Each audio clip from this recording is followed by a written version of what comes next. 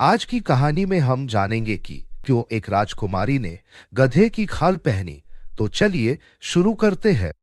एक बार की बात है, एक दूर के राज्य में एक बुद्धिमान और दयालु राजा था जो एक शांतिपूर्ण देश पर शासन करता था। उसके पास वह सब कुछ था जिसकी एक राजा इच्छा कर सकता था। धन, शक्ति और एक सुंदर रानी जिससे वह बहुत प्यार करता था।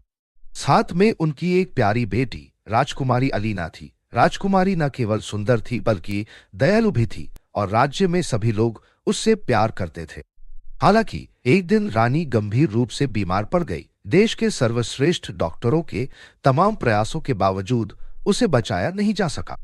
अपनी मृत्यु शैया पर रानी ने राजा को अपने पास बुलाया और उससे एक वादा करवाया।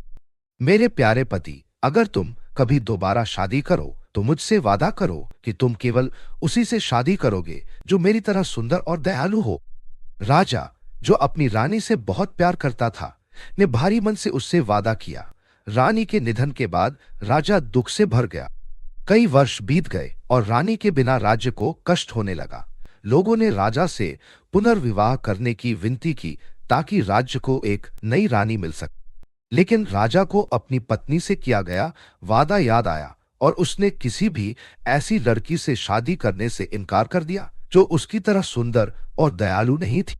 जैसे जैसे समय बीतता गया, राजा को ध्यान आने लगा कि उसकी बेटी राजकुमारी अलीना अधिक से अधिक अपनी मां की तरह दिखने लगी। वह रानी की तरह ही सुंदर और दयालु थी। राजा ने अपने दुख और असमंजस में सोचा कि उसकी बेटी से शादी करने से उसकी पत्नी से किया गया वादा पूरा हो जाएगा। हालांकि यह विचार अजीब और परेशान करने वाला था। राजा अपने दुख से अंधा हो गया और उसने राजकुमारी अलीना से उससे शादी करने के लिए कहने का फैसला किया। जब राजकुमारी को अपने पिता की मंशा के बारे में पता चला तो वह डर गई। वह अपने पिता से प्यार करती थी लेकिन जानती थी कि उससे शादी करना गलत था। वह अपनी उम्र से अधिक बुद्धिमान थी और जानती थी कि उसे इस भयानक भाग्य से बचने का रास्ता खोजने की जरूरत है। वह सलाह के लिए अपनी परी मां के पास गई। परी मां, जो राजकुमारी से बहुत प्यार करती थी, भी राजा के अनुरोध से हैरान थी। मेरी प्यारी अलीना, उसने कहा, तुम्हें शादी न करने का एक रास्ता खोजना होगा। अपने पिता से तुम्हें 3 असंभव तोहफे देने के लिए कहो। इससे हमें तुम्हारे भागने में मदद करने की योजना के बारे में सोचने का समय मिलेगा। राजकुमारी मान गई और राजा के पास लौट आई। पिताजी, उसने धीरे से कहा, मैं आपसे शादी करूंगी लेकिन केवल तभी जब आप मुझे 3 तोहफे दे सके। सूरज जैसी चमकीली पोशाक, चंद्रमा जैसी चमकदार पोशाक और सितारों जैसी चमकदार पोशाक। राजा अपनी बेटी को खुश करने के लिए उत्सुक था। उसने राज्य के सबसे अच्छे दर्जी को बुलाया। हर किसी को आश्चर्य हुआ। वे राजकुमारी के अनुरोध के अनुसार 3 पोशाकें बनाने में सफल रहे। पहली पोशाक सूरज की तरह चमकती थी, दूसरी चांद की तरह चमकती थी और तीसरी सितारों की तरह चमकती थी। राजकुमारी अलीना का दिल टूट गया जब उसने देखा कि उसके पिता ने उसके अनुरोधों को पूरा कर दिया है। वह जानती थी कि उसे एक और योजना की आवश्यकता है। वह एक बार फिर अपनी परी मां के पास गई, जिसने उससे कहा, अपने पिता से एक और चीज मांगो, उसके बेशकीमती गधे की खाल। यह गधा कोई साधारण जानवर नहीं है। यह राज्य को अनगिनत सोने के सिक्के प्रदान करता है। इसके बिना राज्य को भारी नुकसान भुगतना पड़ेगा। राजकुमारी झिझक रही थी लेकिन जानती थी कि उसके पास और कोई विकल्प नहीं है। वह राजा के पास गई और गधे की खाल मांगी।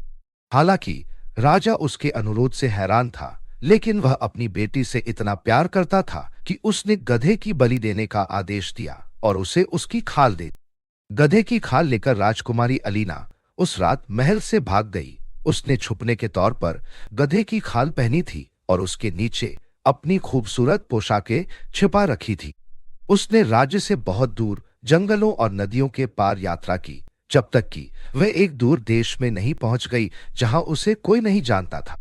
इस नई भूमि में राजकुमारी को एक महान महल की रसोई में नौकर के रूप में काम मिला।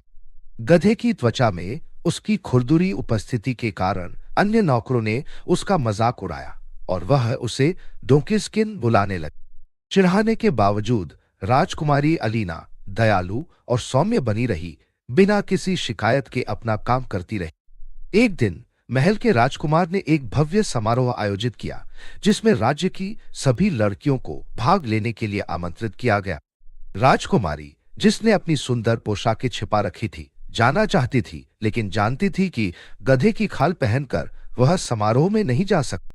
हालांकि जब सभी नौकर समारोह की तैयारी में व्यस्त थे, तो वह चुपचाप अपने छोटे से कमरे में चली गई, गधे की खाल उतार दी और सूरज की तरह चमकने वाली पोशाक पहन ली।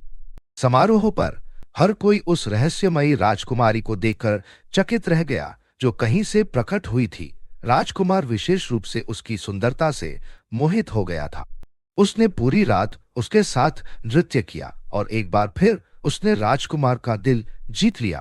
अगली रात राजकुमार ने एक और समारोह रखा। इस बार राजकुमारी एलिना ने चांद की तरह चमकने वाली पोशाक पहनी। फिर से राजकुमार ने उसके साथ नृत्य किया और फिर वह भाग गई, इससे पहले कि उसे पता चलता कि वह कौन थी।